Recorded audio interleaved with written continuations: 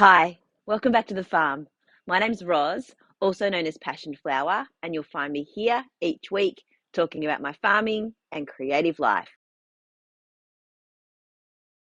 Last week I was saying how it was so dry and there'd been no rain, and since then it has been a wet week.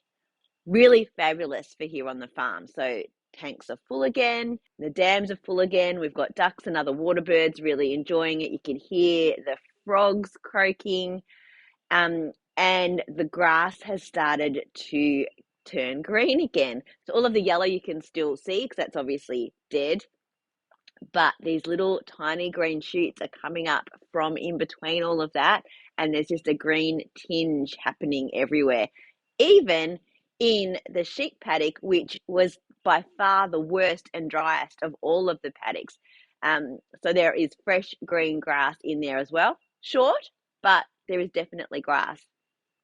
So the area here by the shed, I currently have them locked out of, and it is starting to grow really well. What my plan will be is I need to do a little bit of fencing in this area, which I might get to this week. Hopefully I do. There's a couple of spots where I talked about last week where Vito was able to push the wire down a little bit too much and reach out into the garden. So I need to do a little bit of reinforcement to stop any potential garden eating or accidental escape. So I will try and get that done. Then I can put them into that space once it's grown a little bit more and give their main paddock a rest. Although, as I said, even though they're in there grazing, we're getting the green grass, which is really, really exciting, and they're super pleased.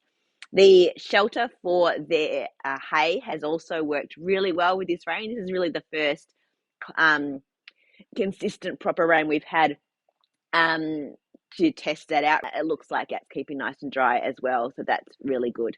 And again, there's still plenty of hay in there as well. So yeah, even though it's been wet, the temperature's still gone up to like 20s during the afternoon.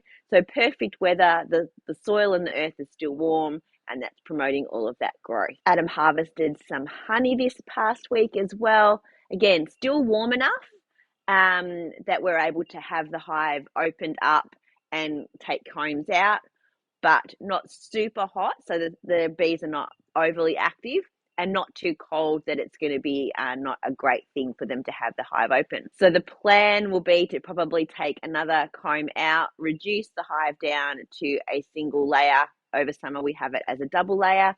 That way we're able to close the hive down and keep the bees comfortable over the colder months.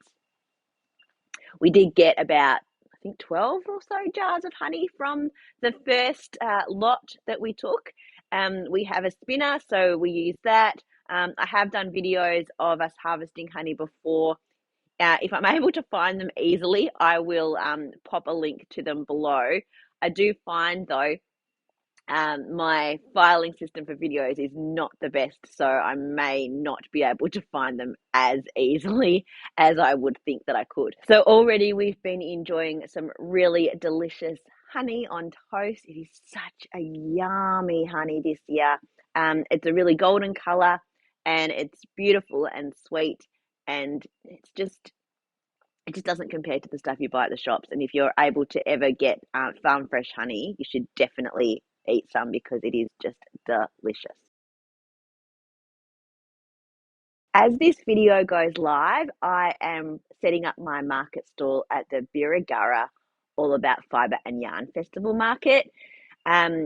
Originally, I was not planning to go to this market. It was a very last minute decision. My first one was going to be on the 28th of April in Warragul, still part of the same organisation, but just a later market. But a stall spot came up and it was offered to me.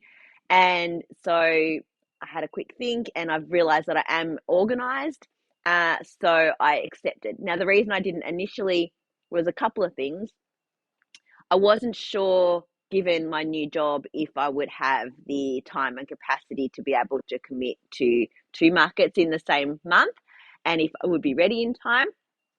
And I also thought it's a much further away venue. It's about 2.5 hours from here. which is quite a drive and quite a drive to do all in one day if I was going to do, there and back. So I had to kind of figure out what I was going to do.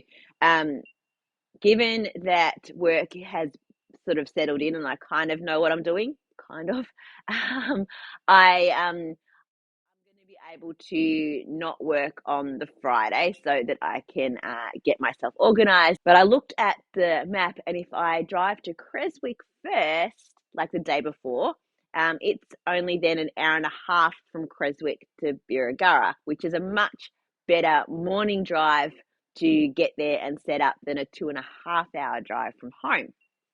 And then I can either figure out to drive home in the afternoon, or go back to Creswick and come home the next day, just depending on how I'm feeling and whether I want to do a lot of driving one day or the next. It really doesn't make that much difference at that point.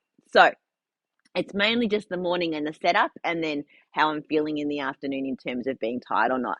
So that's going to be a much better option and easier for me being by myself to be able to get that market in. And you can check out the rest of my dates in the description box below. There'll be a link to my website. So I feel like I am reasonably organized this week, but before I actually go to the market, I will be doing one final batch. It is ready to be rinsed now, so I just have to get that dry and labeled and packed.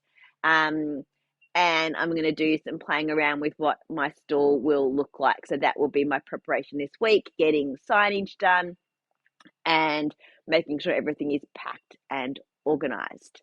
So the colors that I did last week were salmon, while the sun shines, rose hip, and aqua. So now I've got a nice selection of solid colors. Have done old tractor as part of this next batch I'm doing, which is like a solid dark blue, and I think that kind of rounds out my rainbow. And then I will be doing some variegated colors to go along with that. So I've done Morning Glow, Pure Imagination, Winter Sunrise. Is that all? I think that's all. And Hydrangea. And I've also done another one of those sock blank tubes. I just used to sort of mop up all of the dye, and Pure Imagination, I mixed the colors in jars. So to not waste any of that color, I put it in water and just threw it over the top of a sock blank. I'll show you the sock blank that I did last week. I just did some turquoise, and I also added some pink. So there's tinges of sort of a purpley pink through it, and it goes from dark, and as it goes through the middle, I've got darks on the bits on the side, and then it goes through to a lighter blue. So it was just fun to try a different kind of dye process with this. I just rolled it up and threw it into a pot and just to see how it would come out, to sort of get that gradient effect. This other tube will be completely different. As I said, I just wiped up some of the spills I made as I was going, and then I used the little bits that were left over in the jars that I was using to mix colors, and just shallow dyed that in a pan by just like putting the colors over the top. So that one I can, I probably will end up, if it's dry, I'll be taking it to the Birregurra market. So I will take photos before I go, in case it sells, and you won't get to see it live on the video. But that was that one I did. After feeling all over the place with my knitting last week, I was much more focused this week. I only knit on 2 things. And I think after talking about it last week, I kind of got those thoughts sorted in my head. I was happy with having ripped some things out, and I decided to just focus on a couple of things, and it made my crafting very enjoyable. No guilt about the things that I didn't work on. I will get back to those when I feel like it. But right now, these are the 2 projects that were really sparking some joy this week. So I did knit on my socks a little bit more.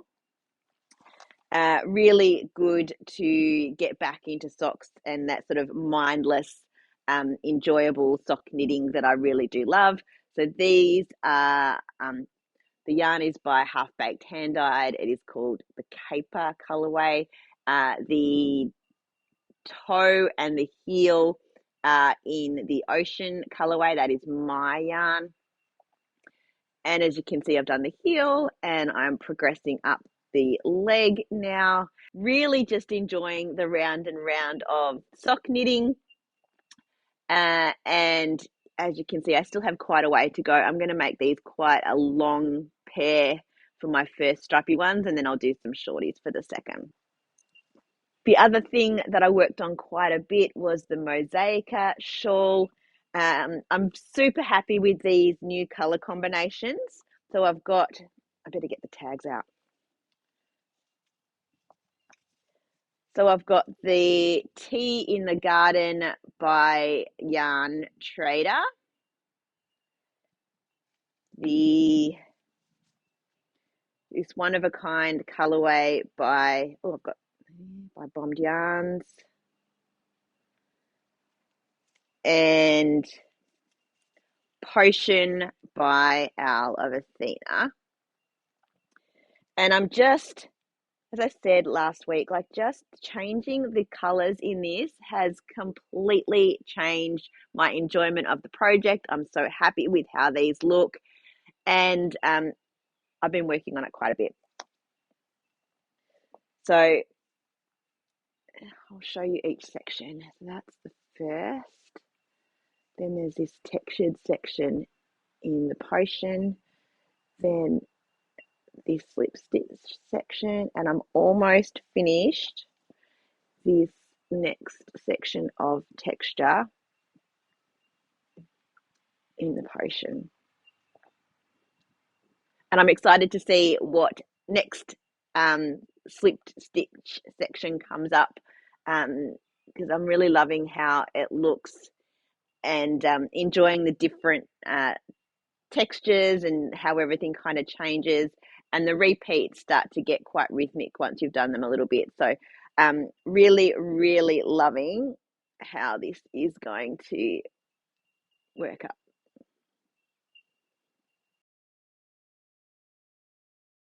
Well, that's it for another week. Thanks for spending some time with me. If you're enjoying these videos, please give me a thumbs up and subscribe to my channel. I look forward to seeing you next week on the farm.